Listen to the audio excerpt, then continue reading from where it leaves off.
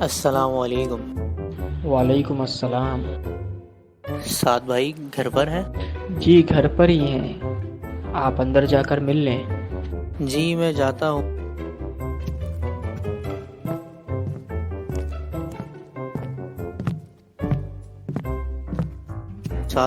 سعد بھائی جی میں اس روم میں ہوں، آپ یہاں آ جائیں۔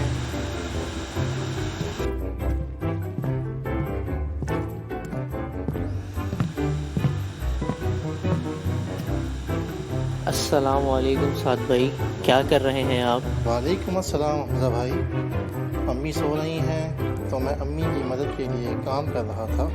مگر یہ تو لڑکیوں کے کام ہے۔ تو کیا آپ اپنی امی کی مدد نہیں کرتے گھر کے کاموں میں؟ گھر کے کام نہیں کرتے؟ یہ کیا صرف لڑکیوں پر فرض ہے گھر کے کام کرنا؟ یہ سب کام میں نہیں کرتا بھائی۔ آپ کو کیا لگتا ہے یہ کام صرف لڑکیوں کو ہی کرنے چاہیے، ہمیں نہیں کرنے چاہیے؟ ہمارے گھر میں یہ سب کام صرف امی ہی کرتی ہیں۔